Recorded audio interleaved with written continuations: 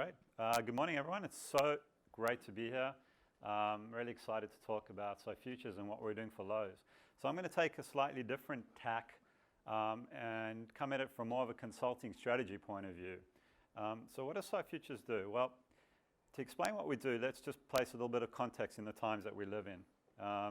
We live in a time where everything is exponential, and companies that don't realize this are on the linear path to doom. They're coming out okay? Yeah, great. So a lot of our clients, we work with Fortune 500 clients, they understand this reality, but they're really struggling with the complexity of the times. How do we make sense of it? How do we get a competitive advantage?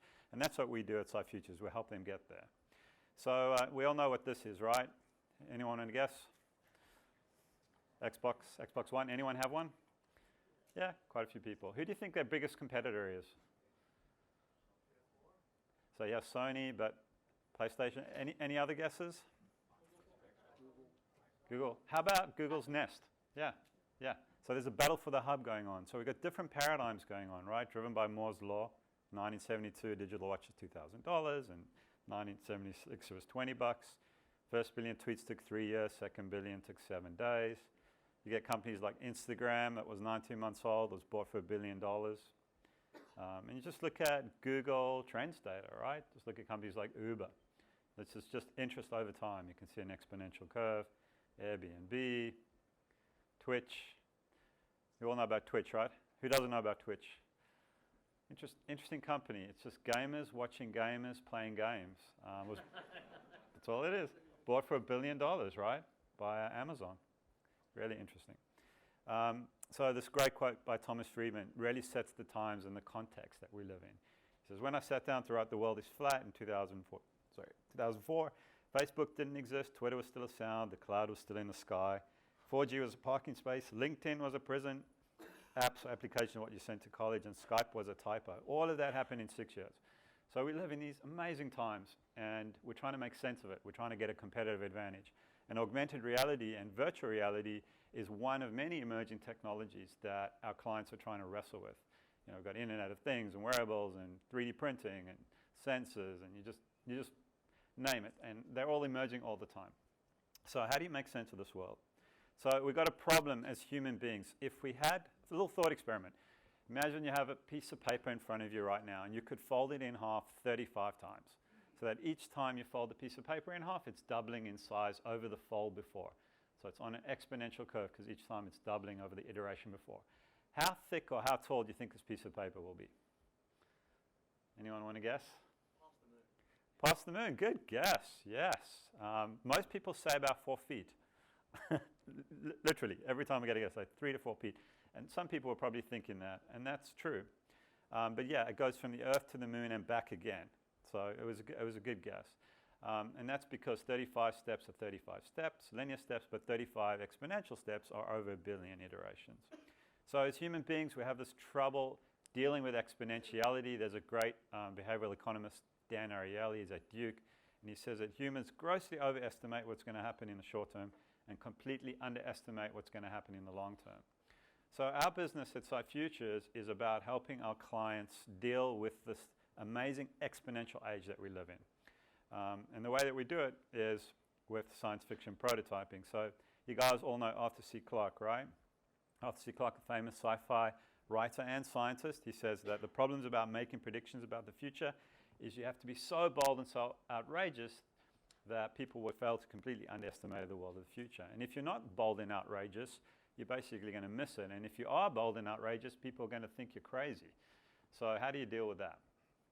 Okay, so that's where science fiction prototyping comes in, and that's what SciFutures does. One of the greatest tools we have in enterprise, in the business world, and as human beings is storytelling, because the more greatly we are cast under a story spell, the more likely are we to change our beliefs. And I had to challenge that fact. I went to and found the academic studies, and Ohio State University did a number of papers on where they told people two different circumstances of events that happened. One was just a factual, almost like a journalistic account, and the other one was an actual story where they told a story about what happened. And then they measured people's belief systems afterwards. And the people who got the storied account were much more likely to have their belief systems changed. So that's kind of crazy, right? That means when we are told a story about something, we're more likely to change our beliefs about the world. So if you think about science fiction, that's exactly what it does. Great sci-fi tells stories about possible futures in a way that makes us want to believe in and get excited. And I'll go even farther to say that science fiction is essentially inspired this whole industry. And not only this industry, but so many other industries that are emerging right now. So what we do at SciFutures is we help our clients use science fiction prototyping to inspire their preferred futures, and then we build them. So I'm going to talk a little bit about our case study. So this was done for Lowe's. About 3 years ago, Lowe's came to us and said, what is the future of home improvement? How will people be renovating their homes in the future, let's say 5 to 10 years? And this was quite a while ago. Oculus was still on Kickstarter. AR was, it was good, but it was still really emerging as a viable technology, I think. It was still a little bit gimmicky. Apologies to the great pioneers. So we work with science fiction writers, we work with our clients, and we come up with comic book stories of the future. And this is grounded in science fact, but essentially what it becomes is a really powerful change agent to hear very traditional and established, to help very traditional and established companies understand the power of emerging technology, to tell stories about technology in a way that motivates an organization to change. And Lowe's is a very established and old company. It's been around a long time.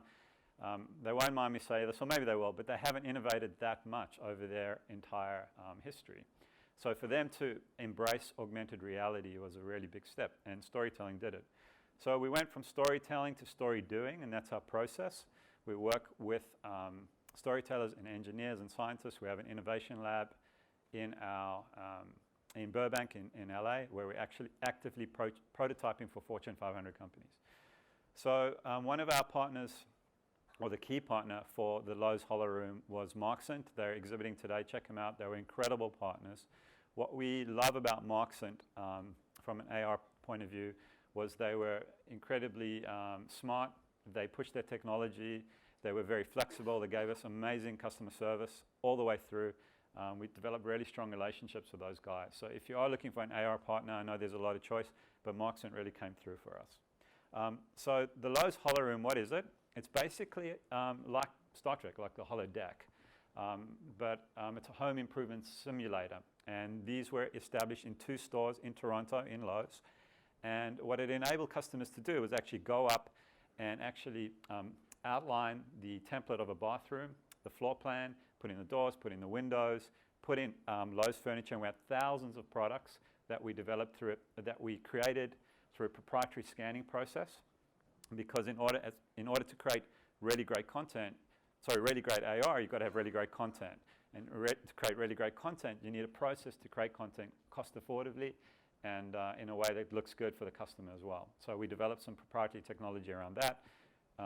And this Holoroom allowed people to actually go in with a tablet and actually in lifelike AR actually experience bathrooms. And they could change out product, they could change out tiling and colors of the walls. It was really cool, really, really immersive. And it got us a Best in Tech nomination at CES. So yeah, that's about 8 minutes. If anyone has any questions, I'll take them now. Thanks, guys. Okay, great. Any questions? Questions? Question. Yeah. 2 parts. One, why Toronto? Yeah. All the places for Lowe's. Yeah. And also, how much of this was frankly gimmicky for Lowe's, being the kind of company that they are? How much of Yeah. this was sort of trying to blaze a trail and try to communicate something that they're a little bit different than maybe Home Depot? Yeah, both good questions. It was set up in Canada because the technology barriers, and I'd say the infrastructure barriers, for Lowe's being a huge corporation, were a little bit lower. They had a slightly different structure in Canada. So it actually enabled them to take a little bit more risks in terms of setting this up. The second part to your question is, I wouldn't say gimmicky. I think the storytelling part, the sci-fi prototyping, really got Lowe's senior executives excited about AR and the potential for home renovation and home improvement. And I think they were willing to take some risks on that. They didn't really know the outcome. Frankly, none of us did. We didn't even know literally until 3 weeks before we turned it on if it would work. And that's the whole prototyping process. You just don't know. There's a lot of risk. But I think the point that I'm trying to make, hopefully you guys get it, is the storytelling part got people excited about the potential of the technology from a very human side and from a business side.